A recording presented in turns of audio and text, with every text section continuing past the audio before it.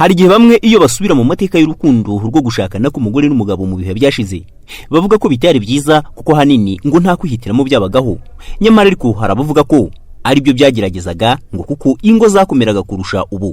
Harabavuga ko nta rukundo ruhamye rwo gushinga ingo rukiriho ngo kuko bisa nkaho umuntu akinira ku wundi, yabona adafite ubutunzi yamukekagaho ibintu bigahita bihinduka nkuko aba babivuga. Usanga nta rukundo rukibaho, ewana wacekinga ugasanga ubwo bamama batubyaye na papa batubyaye ugasanga bo bashaka kwa barakundanye. Umuntu w'ikigihe ngubu wese agukunda gukinira business. Nero bamara gukinaho gakino kamara gutambuka urumva wenda uryo niba rifite nk'akantu ke runaka kubonagana nko kwikofu ubona ibyimbye asanga ubona isa nkaho itobanutse agatangira kugukatira. None yabona nyagasani none yongera gucishije mu nzira zisobanutse agatangira kutuntu twose tugasanga ari gucekinga wanabyira urukuntu tinone ndashaka ko twejya tugakundana. Ari gihe watumva ko bwabushobozi mu cya mufite mugomba kubwubakana mu mugafashanya.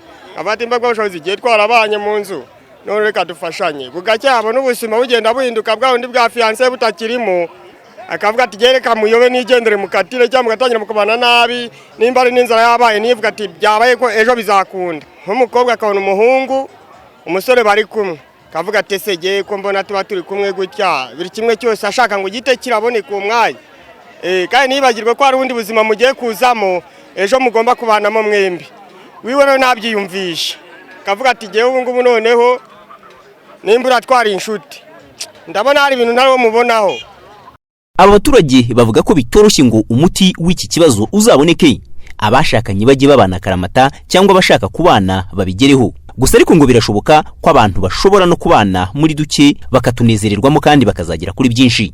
Sasa rero iyo urebye ku bakobwa ubona ariho cyane iyo shoti cyane iri ako urebye neza pe nta rukundo urukundo rwose doni gutya gusa n'utwuma gusa udafite twuma nta kintu akirwa basi cyo bita amafaranga mana cyese ndagasa nizira kwigisi agatwara abiwe gusa. Nabyo benshi barashaka iki ya amafaranga ariko amafaranga atanahari ntacyo muruzuzanya ibintu byose bikagenda ku murongo kavuga ati amafaranga agiye nimba nyabuze weguma mu rugo ngiye kuyahiga n'inzara bya 2 ku munsi cyagihumbi tuzagikoresha turaba turi babiri iki ni igihumbi cyo kigiye hariya naho zari ko ikintu kizagikoresha ejobundi bya yabaye nka 5 yabaye na 50 amafaranga agenda aziyo biri mu rukundo ntaribi.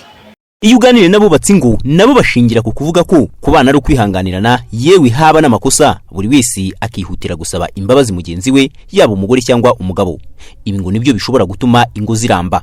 Urukundo ubona ko no mu bantu ubona ko urukundo rwabaye rukeya cyane. Abakundana bakabana nabo ubona ko abumvikana ari bakeya cyane. Ariko hatonetse kutihanganirana nta gishoboka. Wenda umwe nimba akoreye undi ikosa undi akaryihanganira niba ari umudamu wakosheje akemera ko yakoze ikosa akihangana, niba ari umugabo nawe wakoze ikosa umugore yamubwira ati wakoze ikosa n'umugabo nawe akihangana. Nubwo hagaragara umubare munini w'abashinga ingo bikanamenyekana kuko haba habaye ibirori, ngo hari n'undi mubare w'abatandukana cyangwa babyifuza ntibihite bibakundira kimwe n'izindi ngo zibana mu bwumvikane buke cyangwa ibisa nko kwizirika.